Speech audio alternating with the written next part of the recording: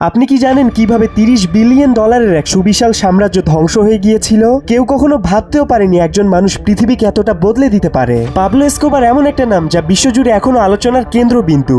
একদিকে তার মাদক সাম্রাজ্য, অন্যদিকে রূপকথার মতো বিলাসী জীবনযাপন এখনো সবাইকে অবাক করে। কিন্তু এই গল্প শুধুই অর্থ আর ক্ষমতার নয়, বরং এক অবিশ্বাস্য উত্থান পতনের। পাবলো ছিলেন সেই ব্যক্তি যিনি শুধুমাত্র কলম্বিয়াকে নয়, সারা পৃথিবীকে দেখিয়েছিলেন কিভাবে মাত্র কয়েক বছরে ধন সম্পদের পাহাড় তৈরি করা যায়। কিন্তু তার এই ক্ষমতার অর্থের পেছনে ছিল এক ভয়ঙ্কর সাম্রাজ্য। কিভাবে একটা গ্রাম থেকে উঠে এসে পাবলো এসকোবার নিজেকে বিশ্বের সবচেয়ে ভয়ঙ্কর অপরাধী এবং বিশ্বের অন্যতম ধনী ব্যক্তি হিসেবে প্রতিষ্ঠিত করেছিলেন। চলুন জানি তার জীবনের এমন কিছু অবাক করা তথ্য যা আপনার ধারণা পাল্টে দেবে।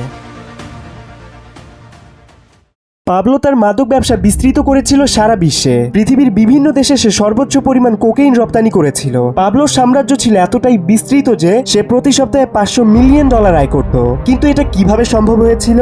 1970-এর দশকে কলম্বিয়ার পরিস্থিতি ছিল খুবই সংকটময়। তখনকার দিনে কলম্বিয়া ছিল মাদক ব্যবসার মূল কেন্দ্র, যেখানে একদিকে অপরাধী গ্যাংগুলো নিজেদের আধিপত্য বিস্তার করার চেষ্টা করছিল, অন্যদিকে সরকার ও মাদক চোরাচালান ঠেকাতে প্রায় অক্ষম হয়ে পড়ছিল। কিন্তু এই অন্ধকার সময়ে সবার সামনে আসেন পাবলো এসকোবার। কেউই কল্পনা করতে পারেনি মাত্র কয়েক বছরের মধ্যেই শুধুমাত্র একজন ব্যক্তি পুরো কলম্বিয়ার মাদক ব্যবসা তার নিয়ন্ত্রণে নিয়ে আসবেন। কিন্তু পাবলো শুধু কলম্বিয়া নয়, বরং পুরো পৃথিবীকে দেখিয়েছিলেন যে কিভাবে একজন ব্যক্তি নিজস্ব ক্ষমতার দৃষ্টিভঙ্গির মাধ্যমে এক সুবিশাল সাম্রাজ্য গড়ে তুলতে পারে। পাবলোর পরিকল্পনা ছিল একদম পরিষ্কার। তিনি খুবই বুদ্ধিমত্তার সাথে কোকেইন ব্যবসা শুরু করেন। দেখতে দেখতে তার নেতৃত্বে এক বিশাল সাম্রাজ্য গড়ে ওঠে, যা পৃথিবীর বিভিন্ন দেশে কোকেইন সরবরাহ করত। পাবলো যে কোনো পরিস্থিতি মোকাবেলা করতে জানতেন। তার নেতৃত্বে তার সংস্থা মাত্র কয়েক বছরের মধ্যেই পৃথিবী জুড়ে কোকেইন সরবরাহকারী 1 নম্বর সংস্থায় পরিণত হয় এবং প্রতি সপ্তাহে প্রায় 500 মিলিয়ন ডলার আয় করে, যা তাকে কয়েক বছরের মধ্যেই বিশ্বের সবচেয়ে ধনী অপরাধী বানিয়ে তোলে। পাবলোর সাম্রাজ্যের সফলতা তার দুর্ধর্ষ কৌশল এবং ভয়ের সংমিশ্রণে গড়ে উঠেছিল।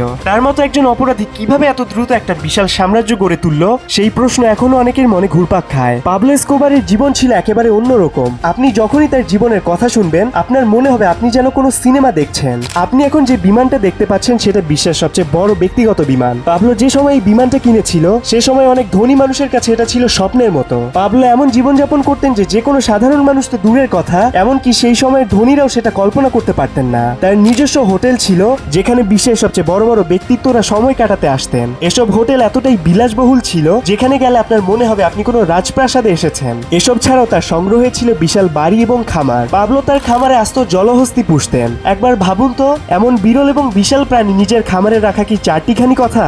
জলহস্তির মতো প্রাণী খামারে রাখা সাধারণ মানুষের পক্ষে কল্পনা করা সম্ভব নয়। পাবলো সম্পর্কে এত কিছু জানার পরে আপনি কি মনে করেন? তিনি কি সাধারণ কোনো ব্যক্তি ছিলেন? আপনার মতামত কমেন্টে জানান। পাবলো এসকোবারের মতো বিলাসী জীবন, যেখানে শুধু অর্থ সম্পদই নয়, তার হাতে ছিল অভাবনীয় ক্ষমতা। এটা ভাবলেই শরীরে কেমন যেন উত্তেজনা কাজ করে। একজন ব্যক্তি কিভাবে কোকেইন সরবরাহ করে পৃথিবীর এত ধনী ব্যক্তিত্ব হয়ে উঠেছিলেন।